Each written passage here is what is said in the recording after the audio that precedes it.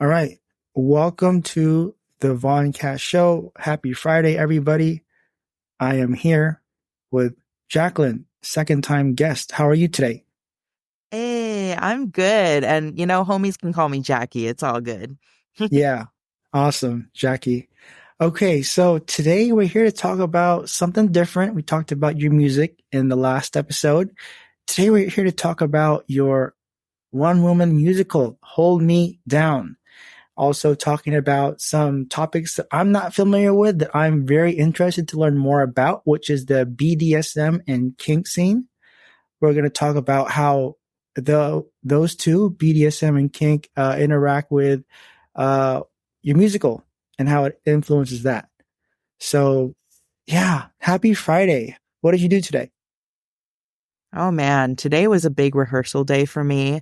As I talked about in the last episode, I'm still juggling an engineering job, although I've dropped down to part-time because I've been doing rehearsals 2 days a week for past like month, and it's been a lot to juggle both. So I've dropped down to part-time so that I can be able to head down to Long Beach and rehearse like all of the dancing, singing, line reading for this musical.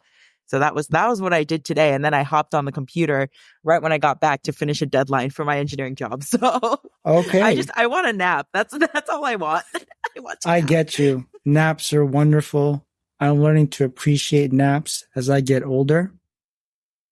Mhm. Yeah, naps and sleep are like priority to me. I So, remember when you were kids, it's like your parents had to beg you to take a nap, but now yeah, like I want nothing more but just to lay down for a quick sec. Even 15 yeah, minutes would be nice. no, I totally get it. Every day when I work, I nap on my lunch break. I have an hour lunch break. I typically eat for 15 to 20 minutes. The rest is me trying to sleep or taking a little nap. It does wonders for me. I feel refreshed. So I totally get it. Hell yeah. So yeah. Okay. So when I saw you post this on your socials about the hold me down, I was like, oh, this sounds pretty cool. You sent me a message about it. And I thought, wow, I think I would love to do a podcast episode on this because I am not familiar with the kink scene or BDSM. And I'm curious to see how it plays into your life and this musical. So we got to get to like the basics. What is BDSM and what are kinks? Yeah. So BDSM stands for bondage and discipline or domination, sadism or submission, and masochism. So some parts of that acronym have to do with pain and the pleasure associated with pain, either giving or receiving. And some of it has to do with what they call power dynamics. So that's domination or submission, right? You have one person that has the power over the other person in the dynamic. And all of this, just to put up front, is sane, safe, and consensual. So those are very important aspects of BDSM that people gloss over in fanfics or in popular media, but you really need those things and a lot of trust and a good connection in order to be able to do those more out there things, or else people can actually get very hurt, not just emotionally, but also physically. And as for your other question, what is kink? I would say kink is a more broad term. It's just like, what are you into, and what gets your goat? what gets you going? What turns you on? That's what I think of as kinks. Because I think one thing that confuses people a lot is like, what's the difference between a kink versus a fetish? And Right. my understanding is that a fetish is something that you need to have in order to get off, versus like a kink is like ooh, that's spicy. I like that. But like, you don't like need it every time. So, yeah, you might be like a foot enthusiast versus a foot fetishist. Might be like, ooh, a little bit of toe here and there gets me going, but it's not like I need feet to get off. And ain't nothing wrong with either of those, by the way. We do not yuck each other's yums here. We are a safe space that is very inclusive of everybody. Right. Thank you for clarifying those definitions. I've always seen them more recently, and I always kind of wondered, I know that BDSM is like the bondage, masochism, that kind of stuff. But I wasn't too sure like how it went, but I really like how you described it, that it's consensual, it's safe, and it requires good communication. I like that. And the kink and fetish thing. Thank you, because I hear those words all the time, but I just don't know like what they mean, or what the difference is. And you did a great job explaining. Thank you. So It's like my favorite thing to talk about. So oh, is it? ask Okay. away. Yeah, no, yeah. Yeah. I'm just super like new to it. I mean, obviously, um, I think the most mainstream thing that people have experienced regarding BDSM, I think, would be 50 Shades of Grey. Is that Mhm. does that count? Is it in that realm? Yeah, yeah. 50 Shades of Grey takes a lot from the BDSM dynamics with oh my God, I forgot the guy's name. Something Gray. Um Yeah, I don't know it, either. yeah, Yeah, yeah. He is like the dom in that situation, the dominant. And then you have gosh, I forgot the girl's name too. I don't. You got the Yeah, brunette girl who's like his subordinate, and she's like the submissive. And I think that people complain a lot about 50 Shades of Grey being like the thing that now represents the community and like the in pop culture and what people understand of BDSM. Like when you say, like, what do you know about BDSM? People will often say, oh, 50 Shades, like the 50 Shades of Grey stuff. And like, I think the reason why people in the community like always kind of shit on that show or that movie series is because like it shows one dynamic of so many dynamics. Like that, I would say, is a pretty stereotypical and heteronormative type of relationship. But there is everything in between. There's even stuff where like you could be a puppy, like you could role play as a lot that you could role play as a dragon if you want to.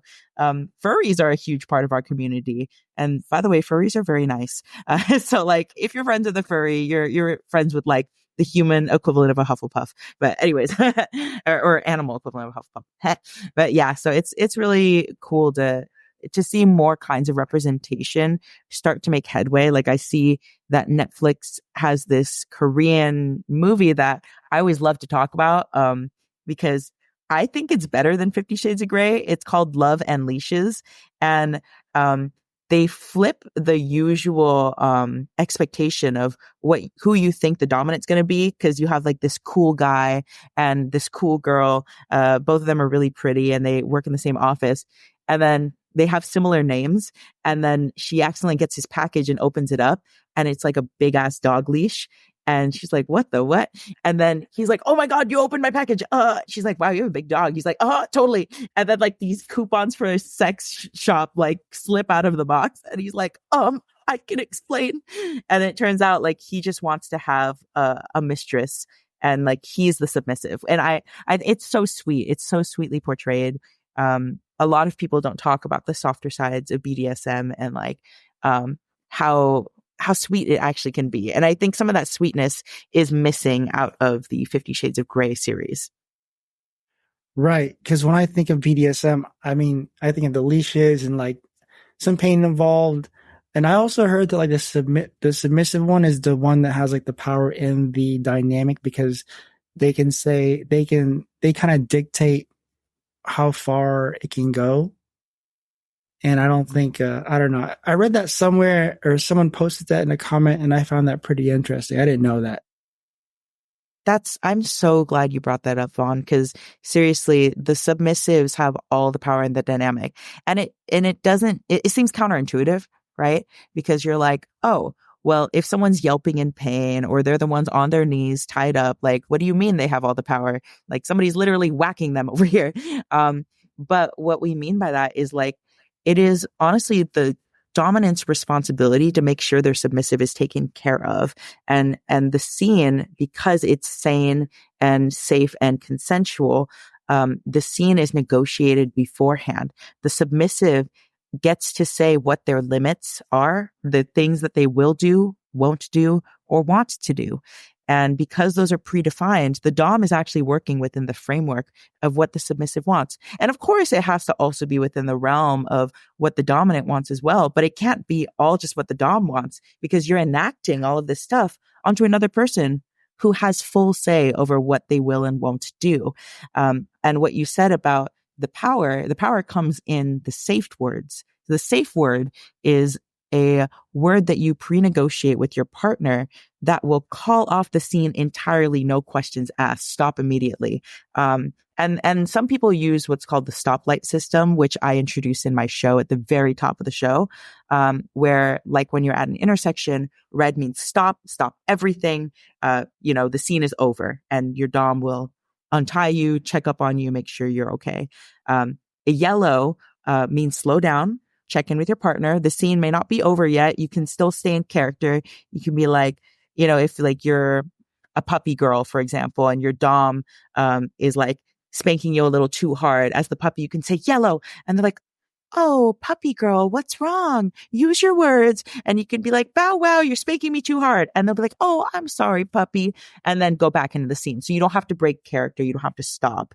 And then green, if your Dom checks in with you, is like, like, where are we at? How are you doing? If you say green, that means go, and everything's all good. But you can even use like, I've heard people use really funny things like dingleberry, or like things that are completely unsexy. So it's like you have to stop the scene, that just snaps you out of it immediately, or things that you wouldn't use in a scene, like pineapple. Like I've seen this really funny meme that's like, if she's yelling pineapple, rambutan, durian, she probably forgot the safe word. That's funny. You just name all the fruit. But like, no, seriously though, like, cause you don't want to use something that like you would normally use in a scene. For example, some people like to do CNC, which is consensual non-consent. And what that means is like, it's, basically playing with the idea of your, submissive saying no, but then the Dom keeps going. So you don't want the safe word to be no, because then that will end the scene right at the top. And then you're like, oh, dang it. But like, if your sub is like, no, no, no, no, no, and then they say pineapple, then the Dom knows that, oh, they mean business. Like that's an actual stop. Does that make sense? That makes total sense. I remember I was with somebody and she kept saying no while we were having fun. And I kept stopping. And she goes, why are you stopping? I'm like, you said no. And she goes, no, I thought that, I heard like guys like that. I'm like, I don't. I thought like you wanted to stop. So it was just like, negotiate that. Yeah. I mean, it happened like so quickly. Just we hung out and just happened. And I don't know her past stuff, but it just kind of threw me off because she kept saying no or stop. And I stopped. And she's like, why'd you stop? I'm like, well, you said no or stop, so I stopped. And there was this big miscommunication. So I totally get the pre-negotiation thing. Thank you for telling me what CNCC meant. Wait, consensual. Non-consent. So okay, yeah, consensual non-consent. CNC. Yeah. Because there's definitely like that type of like role play. Wait, so is role playing like BDSM or what is that? So role playing is a part of BDSM. It does fall under the umbrella. It's like one of the many kinds of dynamics you can have, because like when we talk about power dynamics between a Dom and a sub, you could be like a owner and a pet. You could be a master and a slave. You could be, hell, you could be a dragon and a dragon tamer. You really could be whatever you want to be. I've even seen people go as far as to be like superhero and villain. Like that shit's fun. Obviously, like the porn tropes, like doctor, nurse, teacher, student, like that kind of stuff. Okay, got it. See, that's like I didn't know that. I just thought it was role playing, but now I see the umbrella of it. Because when I think of bondage, BDSM, I think of like bondage, like tied up. But I guess it doesn't always necessarily have to be like that. It doesn't. And actually one example I like to bring up is like, it also doesn't even have to be inherently sexual, which people are like, what do you mean? But like I've played with partners, I call them play partners, where we're completely platonic. All of our clothes are on, and we're being like maybe flirty, playful, right? It could be sensual. There can be touching involved, what you pre-negotiate where you want to be touched, right? Like I've had a rope talk who we played platonically for all the years we've tied together. I've been completely clothed every time they've tied me up, but they've even suspended me from the ceiling. And Mm-hmm. like the whole sensation of the ropes was more than enough for me and them to feel fulfilled. It doesn't have to be about getting off or being sexual. And another example I think about is my friend and I went to a dungeon for a play party. And at this party, people are engaged in all kinds of crazy stuff. Like you'll see a bunch of different people doing scenes, whether it's like bondage or setting people on fire or whatnot.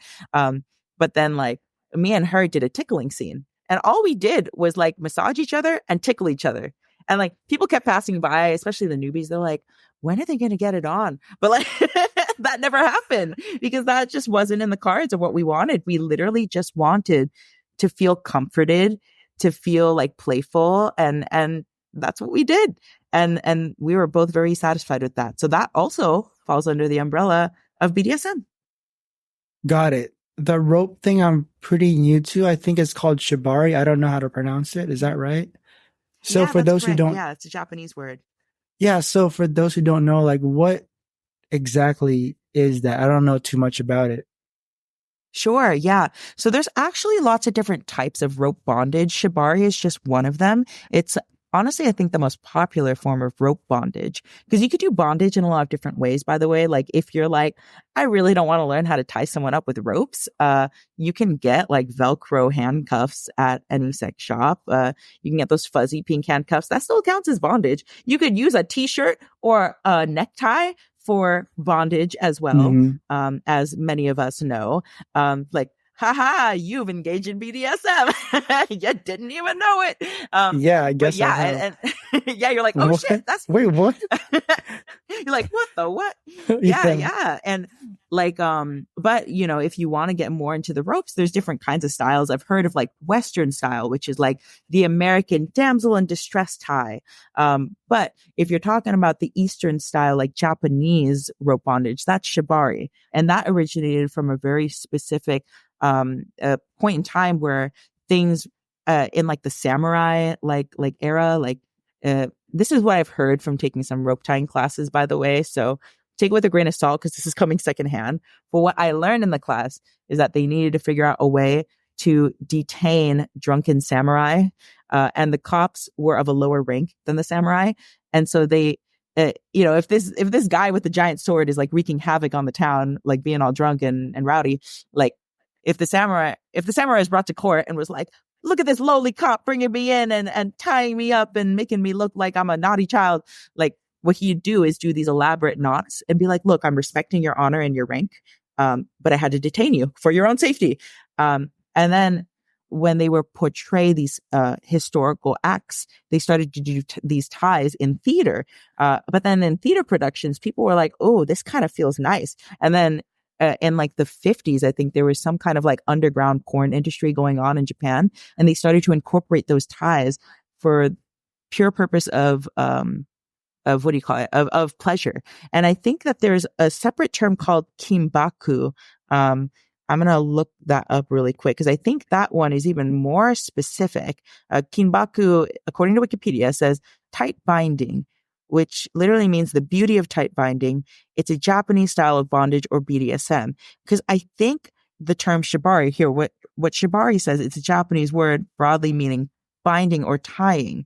And that shibari is a more broad term. It's not necessarily sexual, but kimbaku is definitely sexual. So, yeah, like that's the difference between those two terms. But I usually hear people when they're like, oh, I'm learning how to do rope tying, I'm taking a shibari class. That's what they usually say. Got it. For some reason, while we were saying, you're talking about binding and bondage, I thought of Pokemon, how Ekans use bind or use constrict. I just like, oh wow. That's so funny. Did Ekans partake in BDSM? Yeah, I mean, it didn't seem very consensual, so I don't know about that. Yeah, you're like right. A villain. Yeah. But actually, funny that you mentioned that because one of my earliest memories of being very into bondage was when I saw this Sailor Moon movie where all the Sailor Scouts were tied up together, and like the villain tied them up with these like rose thorn vine things, and they were like forced to watch Sailor Moon suffer, and like the villain like grabs her crystal in her chest, and then the ribbons start flying out of her chest, and she all naked and she's on her knees, and everyone's like, oh no, Usagi. And I was like, why am I feeling things? What's happening? And then I would like tie up my Barbie dolls and reenact that scene as a kid. Like, man. Interesting. Yeah, because I think also when I think of like BDSM, maybe for everybody, a lot of people like in the more pop culture, it deals with like latex or spandex and like whole costume. I don't know if it, Oh, I think that's, yeah, because I think of Pulp Fiction, the Gimp. That's what I think of. Yeah. oh yeah. Okay.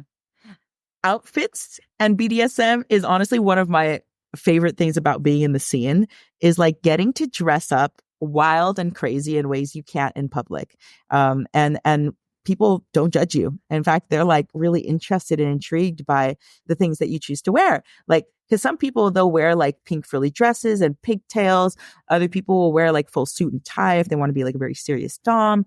Other people are mostly naked. You can walk around naked in most dungeons, actually. The people wear collars and leashes if they're like a pet.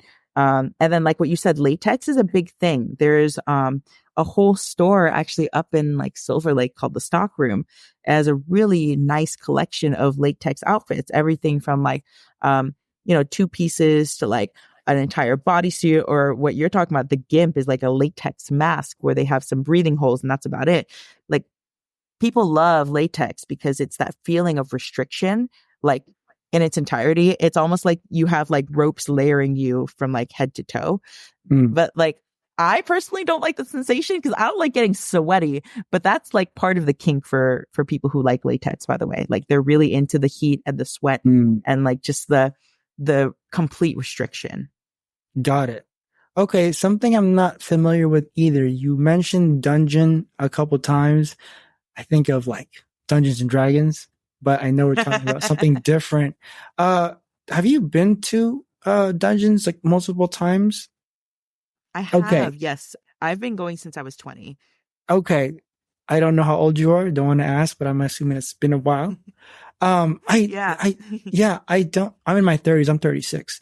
But, I don't know much about it except for things I've seen and maybe like in a CSI show, like they show, a small clip about it, or just in memes, or maybe like I'm browsing like some porn and I see, oh, that's interesting.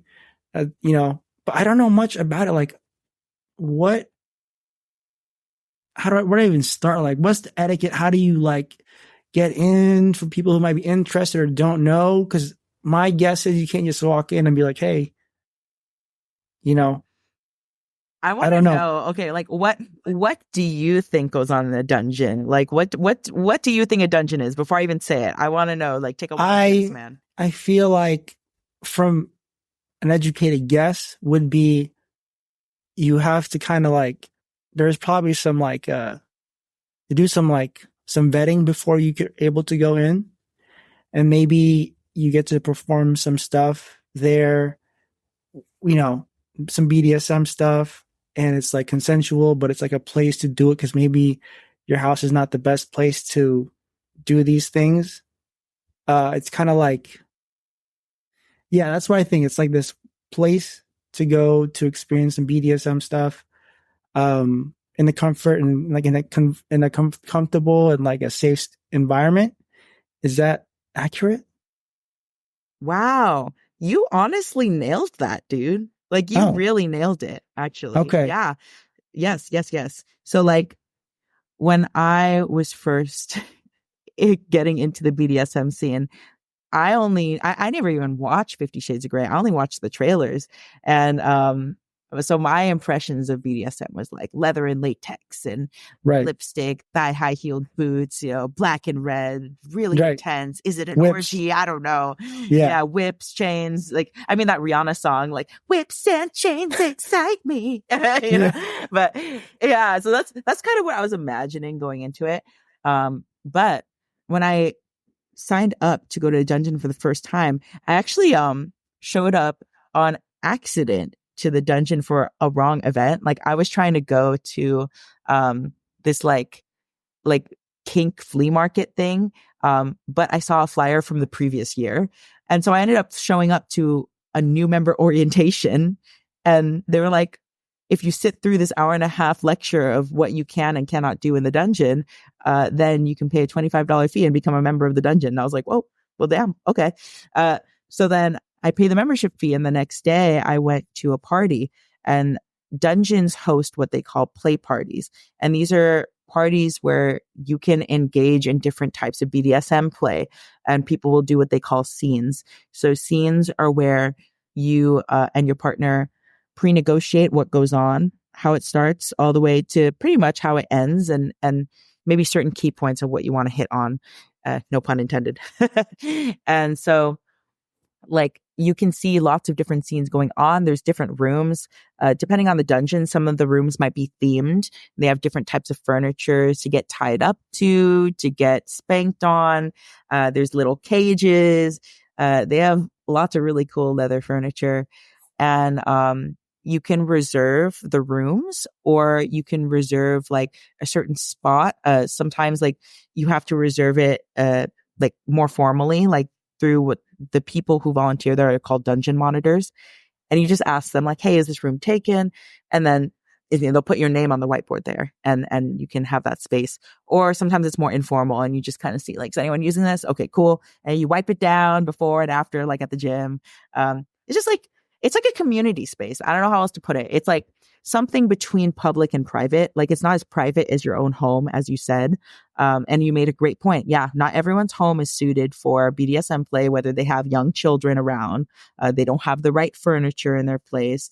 The vibes ain't right because there's trains and airplanes passing by every 5 seconds, totally unsexy. They have roommates, or hell, like because maybe the person that they're playing with, they don't know super well. Maybe they don't feel comfortable giving their address or having it in their home where no one else can be there to vet them or interfere if things go too far, right? Like that could be kind of dangerous. So this is a nice in between where it's like, you know what? I feel comfortable enough to do a scene with this person, but I don't want them in my home. Like that's like a sacred space. And I want to be able to yell for help if needed. Because one thing that's really great about playing in a dungeon is like they have dungeon-wide safe words. So you and your partner might have specific safe words that you use. But if you're in a dungeon, and most of them use the stoplight system that we talked about, if you say red and your dom does not stop, 5 people are going to come up and say you need to stop, including the dungeon monitor. That's one of their big roles, is to stop any scene that's supposed to be stopped. So you can feel more safe there. Like what you were saying, it's a safe space and there's accountability. So it's really, really good for that. So are they being, okay, so when you say red, does that mean like, and people come in, are you being washed, or is it one big room? How does that work? Is it being monitored kind of thing? So the dungeon monitors do just walk around. They check to make sure people are okay, that no one's passing out. Do you need some waters? It's not like, people watching you like a hawk, but just generally like people looking out for each other. It's a community space. And so like, there is usually one larger room where some scenes are happening. And then there's a bunch of smaller rooms that are around that you could reserve. And a lot of times in that bigger room, they do have multiple pieces of furniture so that people can play in those different areas. And like I've been to some dungeons out of state as well. And some of the scenes are smaller because maybe it's like a more conservative state and like there's just not as many people in the scene. So maybe it is just one room. It depends on what the resources are. Like we're lucky we live in LA and the scene's pretty big, but oh my God, when I went to San Francisco, I went to a spot that was 2 stories. 2 stories of people doing crazy shit, and it was popping. Like everyone was using everything. It was bananas. Okay, so are they just essentially like rooms, right? And do people like, are people watching, or are you just kind of do your own thing? Watch. Oh, so people can watch. Okay. Yes, people can watch, and that's actually something I did a lot of when I first started. Because when you're new to the scene, it's kind of like, you can't just be like, hey man, wanna want to spank me? It's like you gotta have to build up that trust, that rapport, get to know people. So, like, there's common areas. I forgot to mention there's common areas where you can get snacks and, like that's separate from the play areas. And you can just like relax and eat good food and then talk to people, get to know the community. And then when you want to watch more scenes, you can kind of mosey about. Depending on how narrow the hallway is, like where the different breakout rooms are, you may not be able to stay and watch for like an entire scene, for example. But you could like glance in every once in a while, maybe watch for a few minutes. There's they explicitly say like do not masturbate while watching someone's scene. Like that would be extremely creepy. So yeah, they discourage creeper behavior. And also they say, be respectful to people's scenes. Like don't just like barge in the middle because that could be extremely unsafe. But also it can be like just like what the fuck, dude, like we're in the middle of something. So like they're like, yeah, make it very clear, like don't interrupt. I got it. My next question was, are these acts like, do people engage in sexual activity or is it just pretty much like BDSM, like no sex kind of thing? How does that work? Cause my thing too is like, what do people like get off on it? How does that work? Yeah, so depending on the party you go to, each party has a different set of rules. Each dungeon has a different set of rules. A lot of the play parties I've gone to are what are known as community parties. And those are parties in which you cannot have sex. Like they actually say like no sex and no, like, what is it? No blowjobs, no like, going down on someone.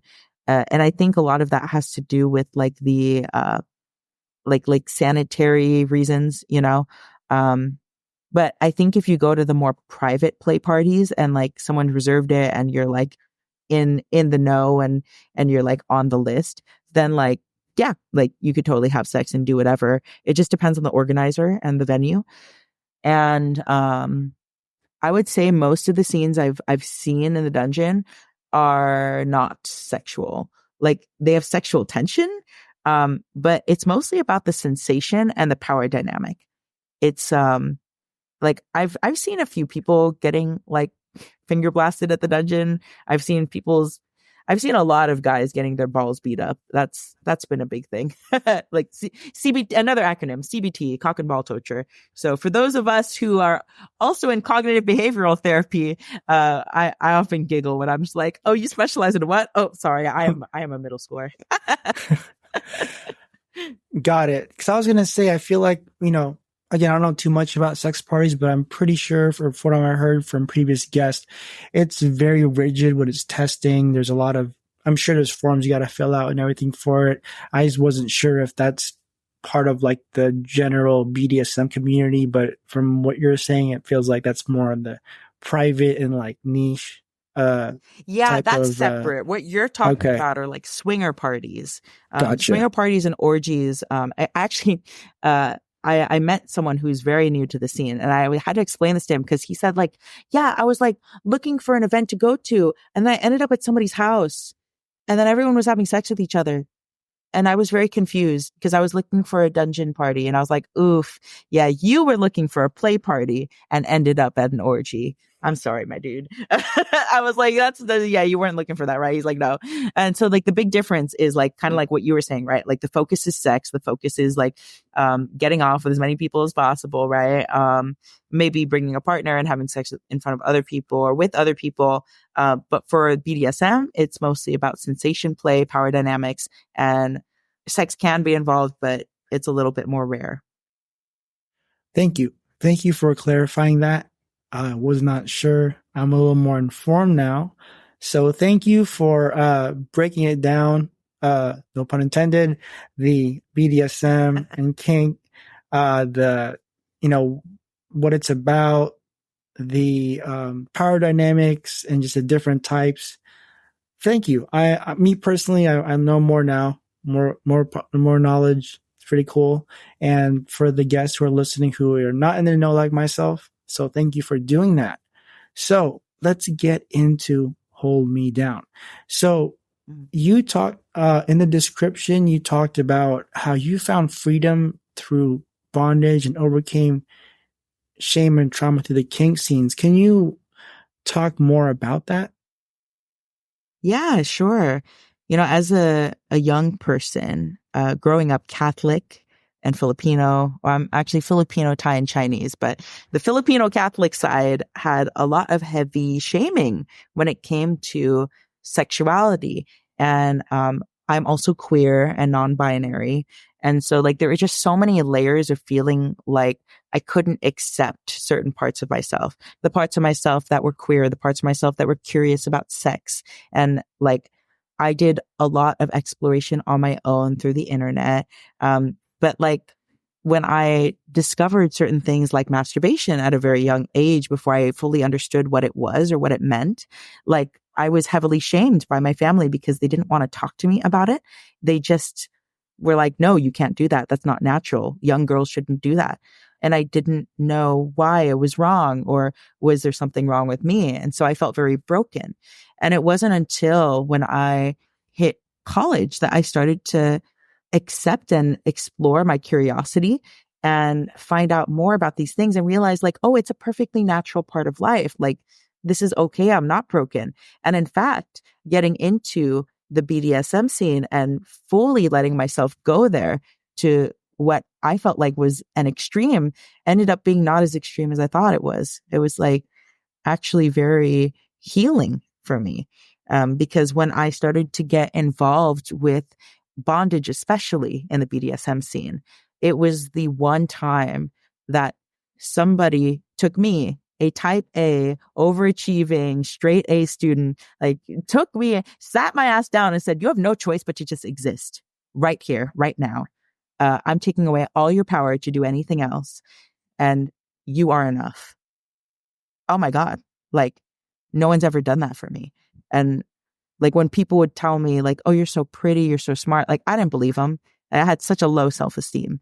But like when somebody strips away all of your power and forces you to be just with your broken self, with your flawed self, and sit there with yourself, almost like meditation. It's like, it's so powerful. And you're just like, oh, like you really see me. And not only do you see me as I am with everything, you are showing me this like unconditional love that I don't know if I ever experienced growing up in a childhood like mine. And it was very, very powerful. Thank you for sharing that. Yeah, that makes sense. I'm glad that you found that community. I myself grew up Filipino. I'm Filipino. Grew up Catholic. I am aware there are gender standards. I never experienced it much because I'm a guy, but I can imagine for women, I'm pretty sure growing up, it's a lot different. Like, I'm pretty sure I could do a lot more things that maybe women could not, or girls could not growing up. So I definitely get that. So yeah, no, thank you for sharing that. Because I found it interesting when you said that you found freedom through bondage. I was like, but bondage is kind of like being constrained. So Exactly. Yeah, it feels like meditation. It's so interesting. That's why like when people say like, "Oh, is it sexual?" I'm like, I mean, it feels good, but not in the way you would think. yeah, because to me, again, I'm pretty new to this stuff. I always thought like it ended in sex, or that's how it started. But I guess that's one form of it. Mm-hmm. You know. Yeah. So okay, so that's how you did that. What made you decide to turn your experiences into a musical? So I actually started out not as in a musical form, but as like a kind of like a TED Talk almost. In 2018, I did a talk with Collaboration, spelled with a K. It's an Asian American organization geared towards Asian Americans in the creative field. They had a conference called Empower, and I was invited to speak on a panel called Crushing the Myth of the Model Minority Stereotype. And they asked me to give a talk about my experiences as an Asian American that defy the model minority. And for those of us who aren't aware of what model minority is, it's basically like Asians are always seen as like smart and, oh, they're the model brown people. Like everyone else should learn from them. And it's like, that's also not great either. Please don't perpetuate this stereotype. And so I realized that my experience and my desire to explore the BDSM scene was something that's very much outside the realm of what people expect from Asians, because there's so much sexual stigma within our community, and also from the outside looking in, expecting us to be like, like, oh, very put together and proper and whatnot, and like hardworking and all those stereotypes. But like, what I learned from that talk is that this topic really resonated with a lot of people, and people came up to me and thanked me for sharing my story and being vulnerable. And one person in particular, like who worked at Collaboration, said, "Hey, you should really turn this into a one-woman show or something." And I was like, "What's that?" I didn't know what a one-person show was at the time. I was still pretty young. But then some of my friends started to get into making one-person shows. I started to go support them at their shows. And it started to plant the idea in my mind. It's like, yeah, like I could tell my story, and I could inspire other people in the way I did with this talk. And in 2020, when the pandemic happened, I was in my room just writing a bunch of songs. And some of those songs were like, whoa, I think this could be the theme song for my one-woman show. Like the title of the show, Hold Me Down, is the title of a song I wrote in 2020 in the pandemic when I was super lonely and existential. And so like the music came first. And then after lots and lots of therapy and guidance and mentorship from my directors in the past few years, I've been able to put a 70-something page single space Google Doc into a 1-hour show. That's awesome. That's pretty cool. I like how it transitioned from just a TED Talk pretty much to a musical. I like it's pretty cool how you can use music to express your life and your experiences. What's it like? I mean, I kind of know what writing a song is like. I'm a musician. I make music, but what's it like writing a musical? Is there music behind it? Like, how does that work? Yeah, I think for me, it was very much like, okay, one person shows are pretty unique in that they're not like your traditional like Broadway musicals. Even though like it is a musical, it's just me on stage for an entire hour. So you have to find a way to keep the audience engaged and to hold their attention. And you also have to do all the costume changes by yourself. And it's a lot of endurance involved. And so what I love about my show is that it incorporates a lot of different forms of expression. There's dance, there's stand-up comedy, there's like emotional storytelling, and of course there's singing. And some of these elements happen at the same time. and like the cool thing is like the music threads everything together. Like there are three original songs I wrote for this musical in the show, but the melodic motifs come back in instrumental form as transitions between scenes, as music that happens during very pivotal moments. It threads the whole thing together.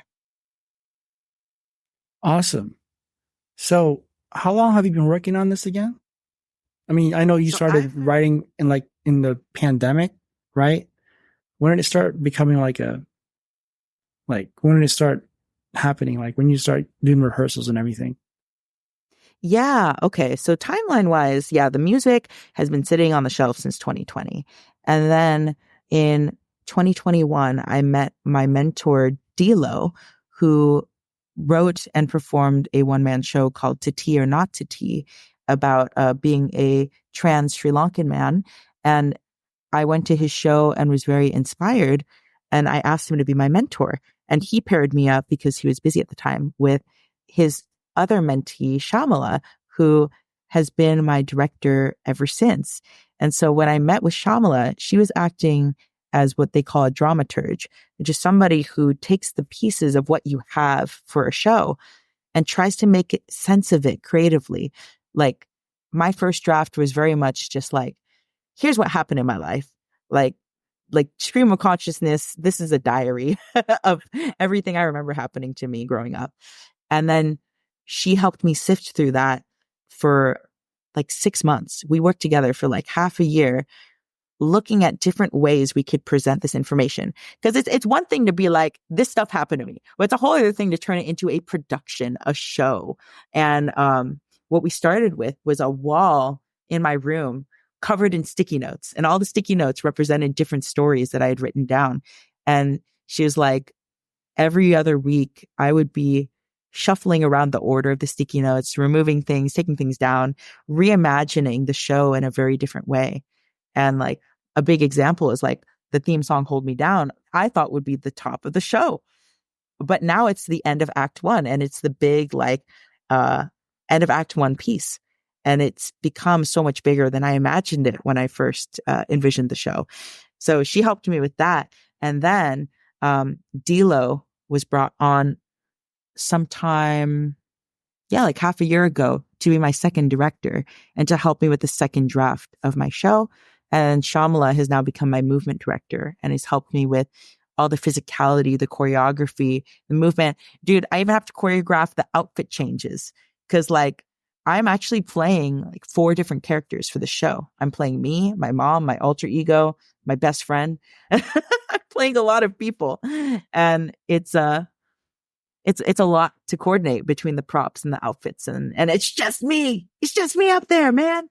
So and now the rehearsals have upped to twice a week, and I have my tech rehearsal next weekend. Wow, that is a lot. You know, sometimes I haven't performed live in a long time, and I think to myself, damn, how am I going to remember 3 songs? That's like, what, 3 minutes each? Can't imagine. That's like an hour of monologue and singing and dancing. How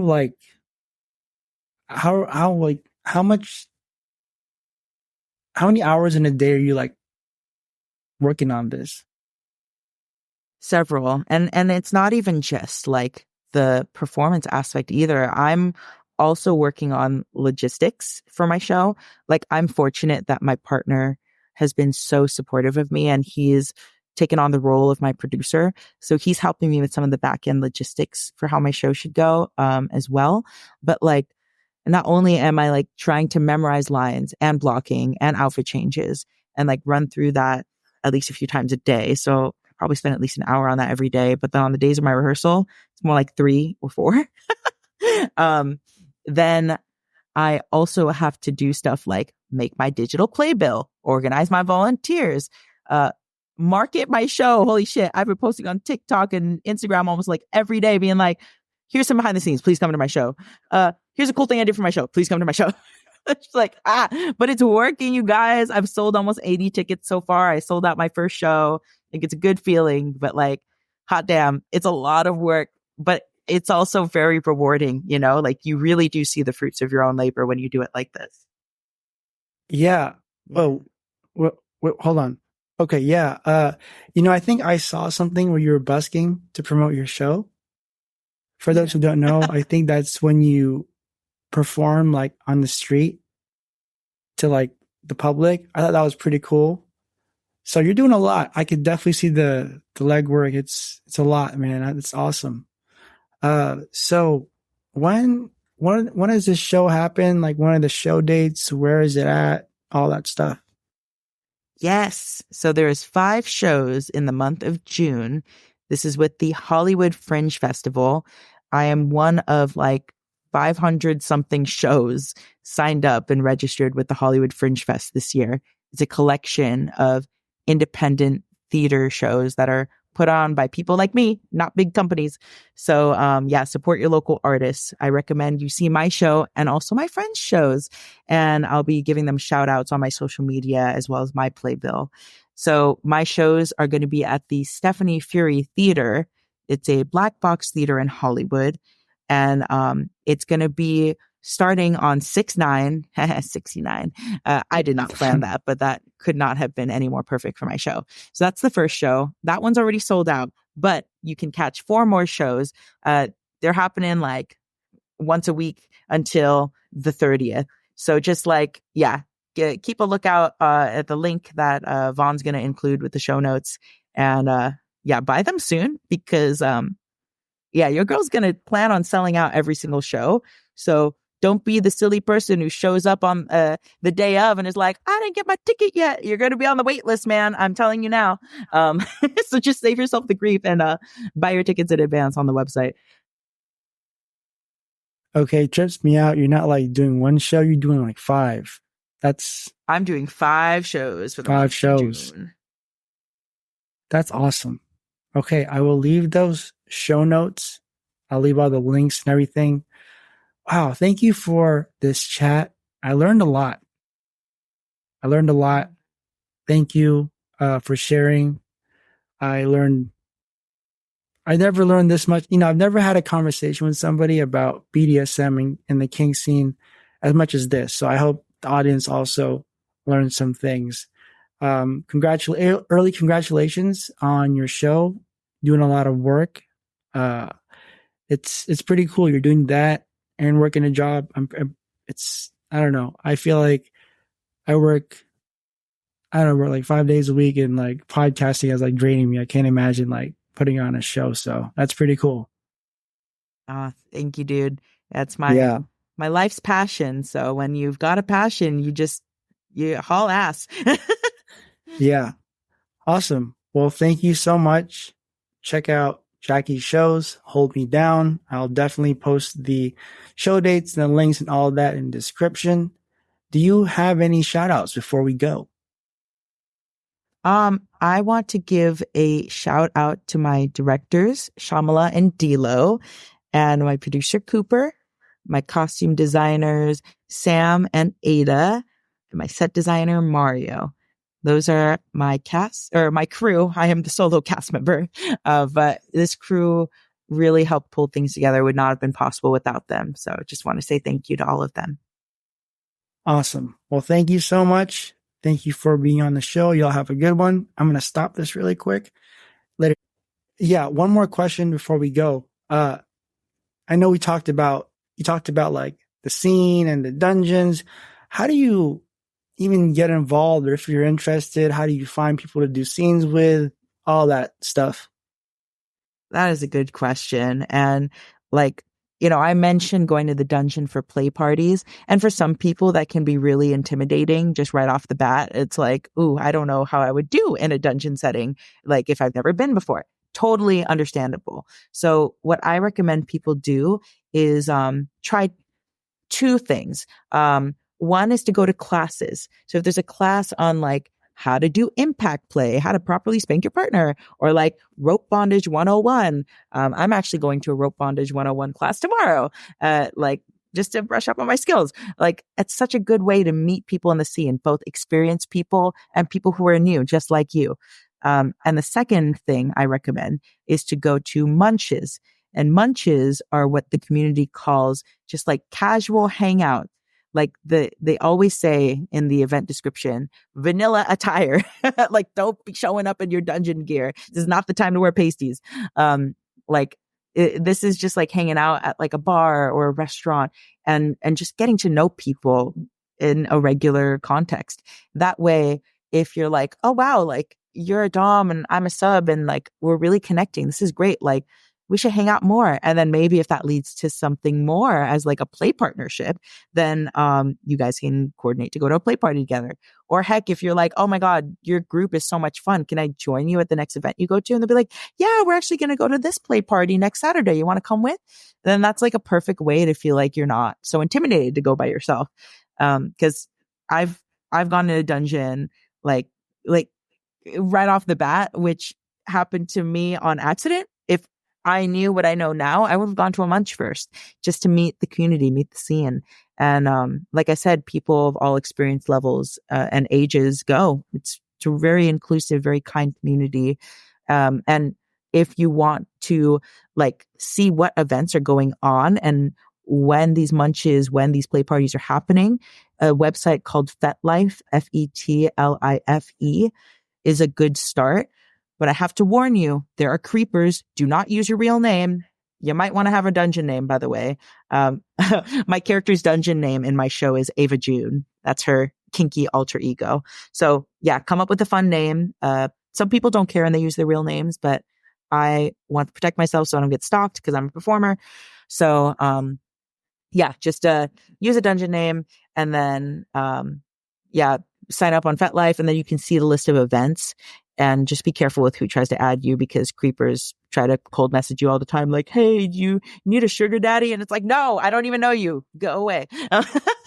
But, yeah, the list of events should be on there.